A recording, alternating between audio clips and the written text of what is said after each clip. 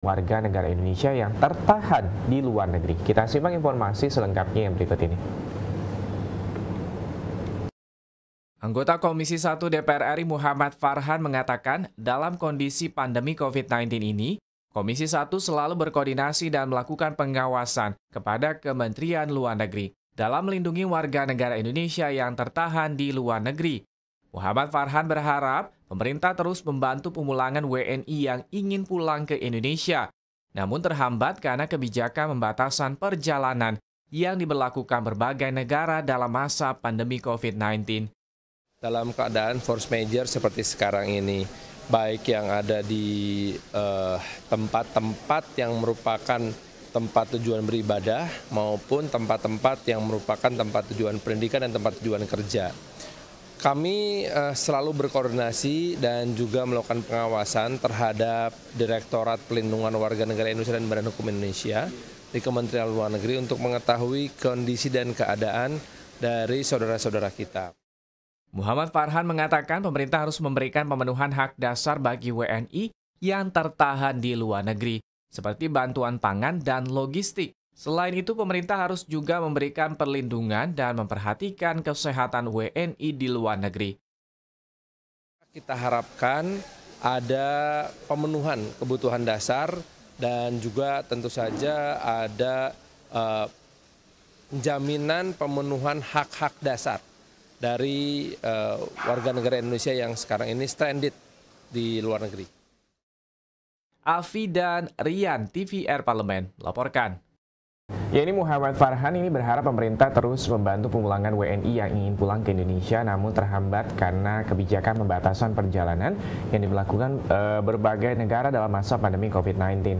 Muhammad Farhan juga menambahkan Komisi 1 terus melakukan pengawasan terhadap Kementerian Luar Negeri terkait dengan masalah tersebut. Muhammad Farhan juga mengatakan pemerintah harus memberikan pemenuhan hak-hak dasar bagi WNI yang tertahan di luar negeri seperti bantuan pangan dan juga logistik. Selain itu juga pemerintah harus juga memberikan perlindungan dan memperhatikan kesehatan WNI di luar negeri. Ya, ini adalah tugas tambahan dan juga PR yang pastinya harus diselesaikan oleh Komisi 1 DPR RI. Bagaimana nanti penanganan WNI yang ada di luar negeri agar tetap dapat termaintain dengan baik selama masa pandemi ini. Dan pemirsa, kita beralih ke berita yang ketiga masih dari Komisi 1 DPR RI sesalkan kecelakaan pesawat tempur. Komisi 1 DPR RI sesalkan kecelakaan dari pesawat tempur dan helikopter di Pekanbaru dan di Kendal, Jawa Tengah. Berikut kita simak laporan selengkapnya. Komisi 1 DPR RI sesalkan kecelakaan pesawat tempur dan helikopter di Pekanbaru dan di Kendal, Jawa Tengah. Ditemui usai rapat paripurna di gedung DPR RI Senayan, Jakarta, anggota Komisi 1 DPR RI Jazuli Zuwaini mengatakan kecelakaan pesawat tersebut karena kurangnya kontrol dan pengawasan terhadap penggunaan alutsista. Untuk itu, Jazuli meminta Kementerian Pertahanan dan TNI mengevaluasi serta menginvestigasi kualitas alutsista yang dimiliki oleh negara. Kita berharap ke depan Kementerian Pertahanan dan TNI itu pertama harus lebih ketat melakukan kontrol. Kemudian yang kedua juga harus lebih ketat melihat dari mana ini pesawat-pesawat dibeli. Jazuli menegaskan upaya pencegahan kecelakaan pada alutsista negara harus dilakukan secara maksimal dengan mengutamakan skala prioritas alokasi anggaran dan memperbaiki sistem penggunaan alutsista. Tidak boleh lagi ada terjadi kontrol yang lemah, pesawat yang mestinya tidak layak untuk diterbangkan dan seterusnya. Nah, kalau memang anggaran sih selama ini TNI selalu mengeluhkan apa yang dia sampaikan berapa, yang dipenuhinya berapa gitu. Tapi kita dengan berapapun anggaran yang diputuskan oleh Kementerian Keuangan dan diputuskan di Banggar dengan pemerintah, ya itulah yang harus dikelola dengan baik dan harus dilihat skala prioritasnya, harus tepat sasarannya. Kalau beli alutsista, ya jangan cuma sekedar harus beli gitu, harus dilihat kualitasnya. Ajib dan Temi, TVR Parlemen, melaporkan. Temui usai rapat paripurna di gedung DPR RI Jakarta, anggota Komisi 1 DPR RI Jazuli Juwaini mengatakan kecelakaan pesawat tersebut karena kurangnya kontrol dan pengawasan terhadap penggunaan alutsista. Untuk itu Jazuli meminta Kementerian Pertahanan dan TNI untuk mengevaluasi serta menginvestigasi kualitas alutsista yang dimiliki oleh negara. Jazuli juga menegaskan upaya pencegahan kecelakaan pada alutsista negara harus dilakukan secara maksimal dengan mengutamakan skala prioritas alokasi anggaran dan memperbaiki sistem penggunaan alutsista. Ini harus ada evaluasi secara mendalam terkait dengan peralatan alutsista maupun juga pertahanan milik Republik Indonesia, karena kita ketahui juga bahwa banyak sekali mungkin yang sudah usianya sudah tidak layak lagi ataupun juga harus ada perbaikan-perbaikan yang juga ini seharusnya menjadi concern baik oleh TNI dan juga pemerintah. Ya, jangan sampai ini terjadi lagi ya kecelakaan seperti ini. Ya, pemirsa, setelah ini kita akan jeda sejenak. Nanti setelah ini kita akan kembali kepada Anda dan membacakan headline dari surat kabar yang terbit pada hari ini. Tetaplah bersama kami di Suara Parlemen Pagi.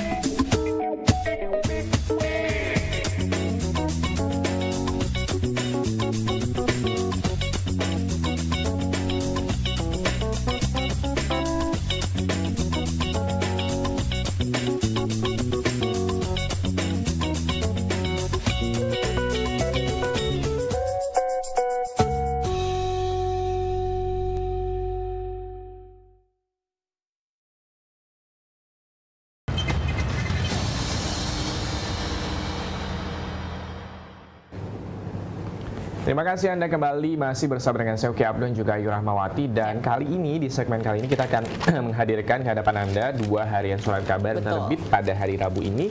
Di harian Tempo ini membahas terkait dengan bagaimana nih DPR untuk berencana melanjutkan pembahasan terkait dengan rancangan undang-undang KUHP dan juga rancangan undang-undang pemasyarakatan yang sempat ramai karena ada beberapa pro dan juga kontra terkait dengan sejumlah pasal-pasalnya. Kalau di harian Kompas ada ya, kalau di harian Kompas ini adalah jaminan transparansi seleksi, ini tentang penerimaan peserta didik baru yang nanti kita akan bacakan selengkapnya pemirsa dalam headline surat kabar hari ini.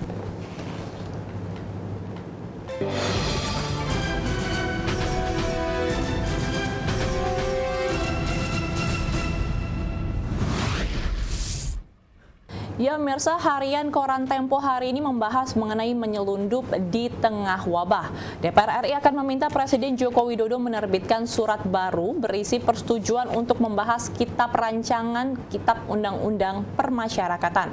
Anggota DPR RI Komisi 3 Nasir Jamil mengatakan bahwa pembahasan baru akan dimulai setelah Presiden mengeluarkan surat.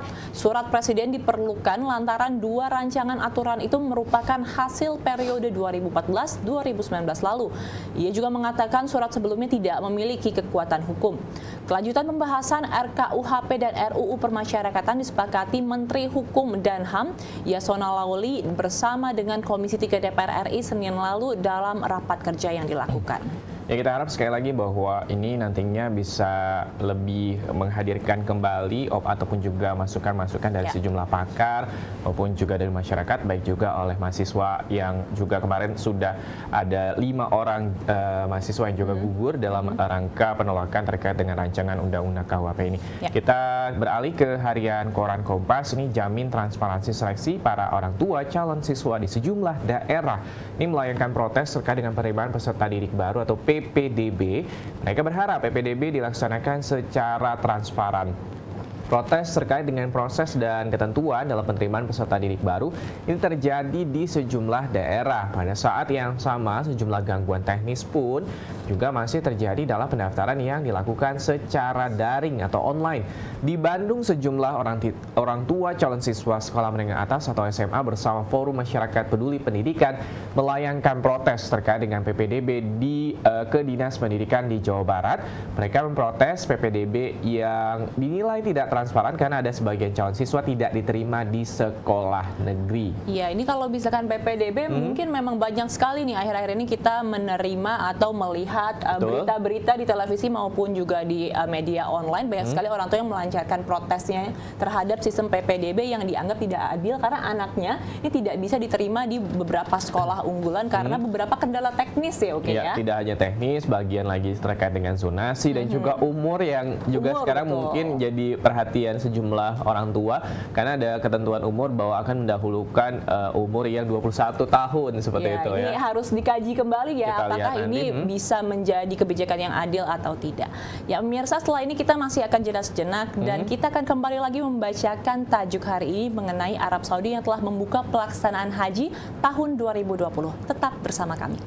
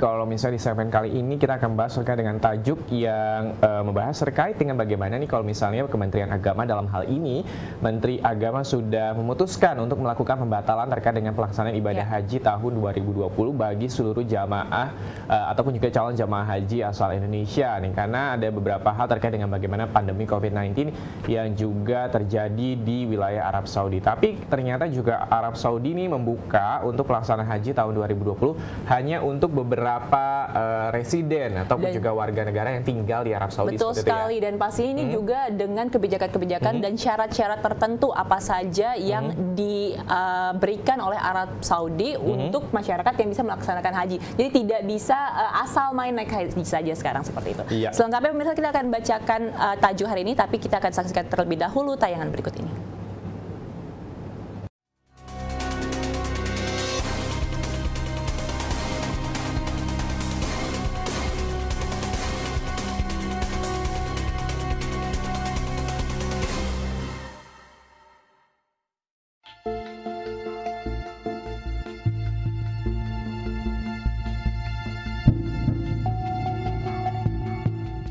Studi membuka pelaksanaan haji 2020. Bagaimana jamaah kita? Pemerintah Arab Saudi mengizinkan pelaksanaan 1441 Hijriah atau tahun 2020 meski membatasi jumlah jamaah haji 2020. Protokol kesehatan juga akan diterapkan selama ibadah haji 2020 untuk mencegah penyebaran COVID-19 atau virus corona. Prioritas inilah yang menyebabkan Saudi berhati-hati dalam mengambil keputusan saat pandemi COVID-19 masih berlangsung. Prioritas ini jugalah yang menyebabkan pelaksanaan umroh ditunda hingga situasi menjadi lebih baik. Keputusan penundaan umroh sebelumnya menimbulkan banyak tanggapan dan sangat dihargai organisasi kesehatan dunia. Penundaan umroh berperan penting dalam mengendalikan penyebaran virus corona menjadi lebih luas di seluruh dunia. Berbagai usaha pencegahan selanjutnya bisa dilakukan demi menekan jumlah kasus infeksi COVID-19. Untuk itu, kondisi jamaah juga harus dipastikan selalu sehat sebelum, selama, dan setelah menunaikan rangkaian ibadah di Mekah dan Madinah ini. Keputusan Saudi mengakhiri polemik seputar jadi tidaknya pelaksanaan haji 2020, pemerintah Indonesia sebelumnya sudah membatalkan keberangkatan jamaah haji tahun ini dengan mempertimbangkan kesehatan dan keselamatan para jamaah. Apakah bisa direvisi pembatalan jamaah haji menjadi pemberangkatan dengan jumlah terbatas?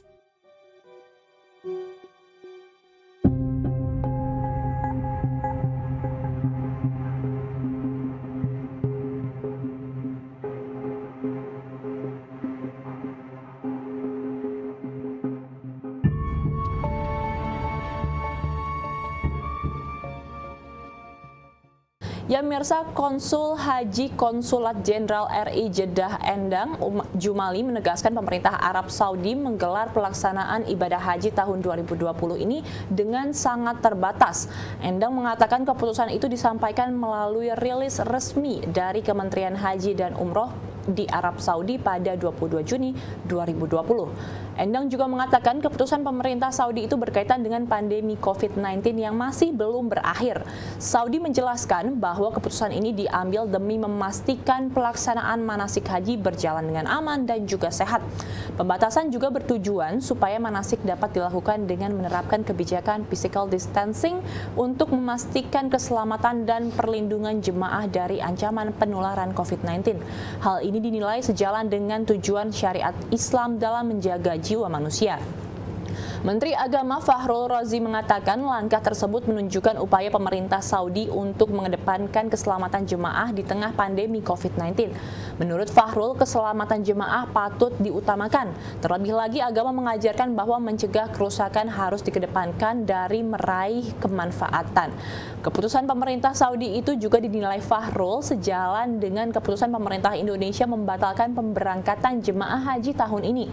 Pemerintah Arab Saudi juga memutuskan tetap menggelar haji pada tahun 2020 dengan sangat terbatas, hanya untuk jemaah yang sudah berada di wilayah Saudi. Komisi 8 DPR RI meminta pemerintah Indonesia tidak membatasi keinginan WNI yang sudah berada di Saudi untuk melakukan ibadah haji.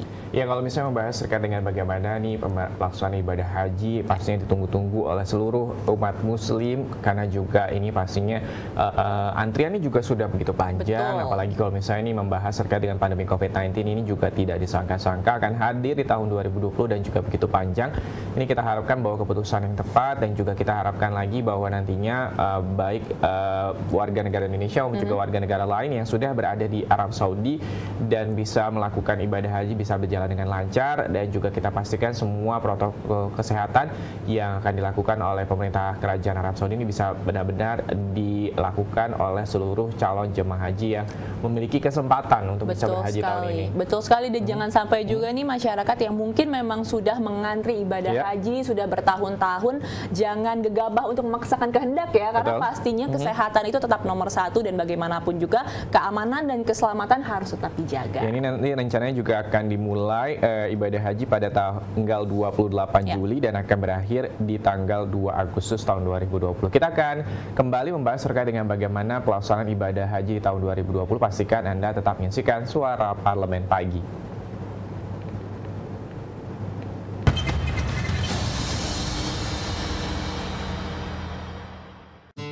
Mari lapor LHK-ASN.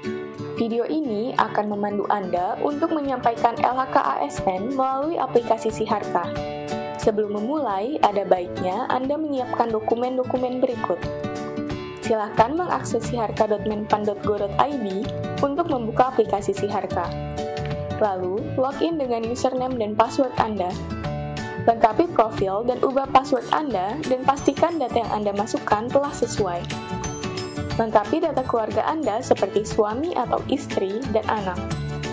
Saatnya mengisi daftar kekayaan. Harta tidak bergerak adalah harta berupa tanah dan bangunan yang didukung dengan bukti kepemilikan dan nilainya ditetapkan berdasarkan NJOP. Harta bergerak adalah harta selain tanah dan bangunan seperti kendaraan bermotor, perabotan rumah tangga, perhiasan, dan lain-lain dengan nilai berupa harga perolehan atau harga tafsiran. Surat berharga adalah harta berupa surat berharga seperti saham, reksadana, dan sebagainya yang dinilai berdasarkan harga perolehan. Uang tunai, deposito, giro, tabungan, dan kas lainnya dicatat sesuai nilai yang tertera pada dokumen. Piutang adalah barang atau uang yang akan diterima di masa yang akan datang berdasarkan kesepakatan. Dan hutang adalah pinjaman yang diterima oleh ASN pelapor maupun suami atau istri dan tanggungan lainnya dari pihak lain yang pembayarannya menjadi tanggung jawab ASN pelapor. Penghasilan yang wajib dilaporkan pada LHK-ASN adalah penghasilan dari jabatan, penghasilan dari profesi atau keahlian, penghasilan dari usaha lainnya, penghasilan dari hibah atau lainnya, penghasilan dari istri atau suami yang bekerja. Sedangkan pengeluaran yang dicatat adalah perkiraan pengeluaran rumah tangga dan rutin lainnya, seperti listrik, air, transportasi, dan biaya hidup lainnya, serta pengeluaran untuk rekreasi, asuransi, biaya pengobatan, dan sebagainya. Anda telah menyelesaikan pengisian LHK-ASN. Anda dapat memilih kirim ke inspektorat jika laporan telah sesuai, atau memilih edit jika masih perlu dilakukan perbaikan.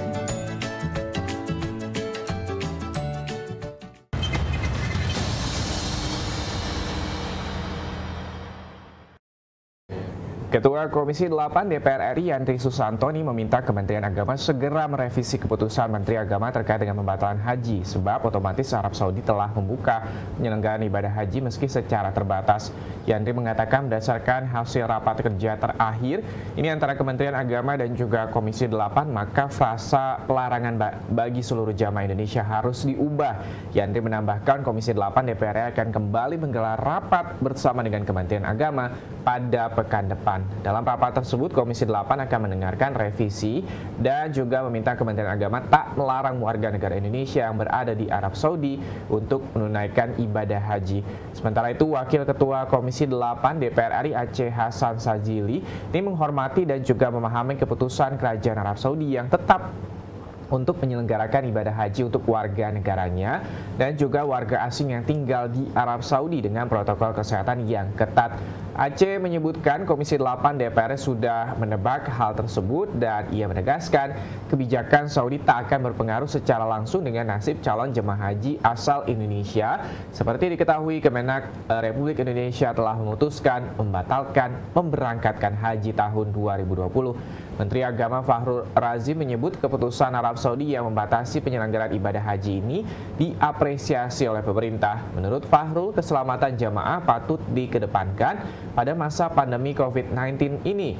Apalagi, kata dia, agama mengajarkan bahwa mencegah kerusakan harus dikedepankan dan juga dari meraih kemanfaatan. Karena itu saat ini berikhtiar menjaga keselamatan jamaah adalah hal yang utama. Iya, meskipun ini Arab Saudi sudah memutuskan untuk membuka kembali ibadah hajinya, tapi memang protokol kesehatannya itu sangat-sangat ketat. Seperti ini kalau misalkan orang-orang yang ingin melaksanakan haji ini umurnya sudah di atas 65 tahun itu tidak boleh, dan juga pembatasannya ini hanya 1.000 orang yang boleh melakukan ibadah haji. Jadi mungkin kalau misalkan memang ada teman-teman yang orang Indonesia yang sudah berada di Arab Saudi, belum tentu semuanya juga bisa melaksanakan ibadah haji. Karena ada persyaratan khusus juga yang juga sudah ditetapkan terkait dengan bagaimana protokol kesehatan yang ditetapkan oleh Kerajaan Arab Saudi. Akan hanya ada 1.000 orang yang berkesempatan, baik dari warga negara Arab Saudi itu sendiri maupun juga warga negara asing yang memiliki syarat-syarat yang nantinya bisa menyelenggarakan ibadah haji di tahun 2020. Dan pemirsa, kita akan masuk ataupun juga kami akan membacakan sejumlah agenda untuk kegiatan anggota DPR RI pada hari ini. Ini akan dimulai pada pukul 9, Komisi 6, rapat dengan pendapat dengan Dirut PT Hutama Karya. Dan nanti Anda bisa menyaksikan secara langsung kami di pukul 10 waktu Indonesia Barat di Komisi 4. Ini rapat dengar pendapat dengan Menteri Lingkungan Hidup. Sementara itu nanti juga Anda bisa menyaksikan secara langsung kami selanjutnya di Komisi 10. Ini nanti akan rapat bersama dengan Menteri Pemuda dan juga Olahraga pada pukul 14.00 waktu Indonesia Barat. Ya, betul sekali pemirsa, dan pembacaan agenda tersebut sekaligus juga mengakhiri perjumpaan kita pada Suara Parlemen edisi hari ini. Saya Ayu Rahmawati dan juga rekan saya. Dan saya Uki Abdul beserta seluruh kerabat Kejam Tugas pada hari ini mengucapkan terima kasih atas perhatian Anda.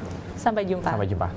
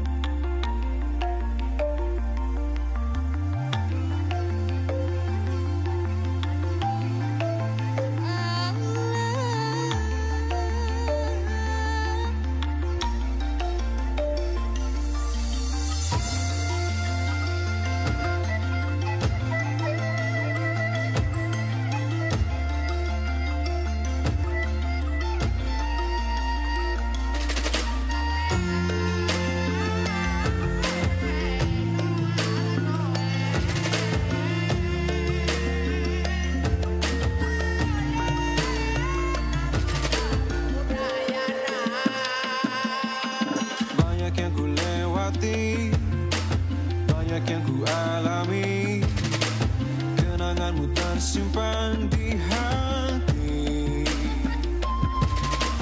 Walau ku harus pergi, walau ku harus berlari, kenanganmu terasa di hati.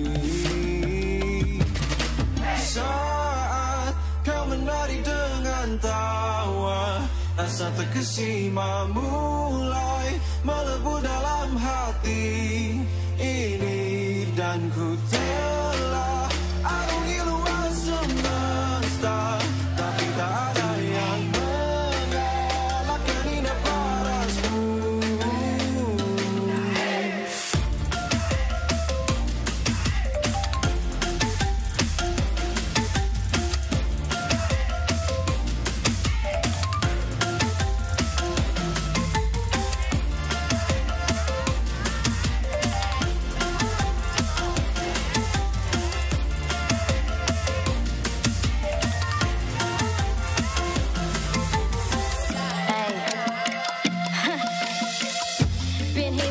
Just me and you, don't even care no matter what they say. I gotta leave you now, but your eyes just telling me to stay. Shout out to the moments I'm going through when I do all I want is you. Would you look at the view? Sudah bina ning langit ang kosong. Budi laku utamakan di sentosa en budi. Saat kau menari dengan tawa, rasa terkesima mulai melebu dalam hati ini, dan ku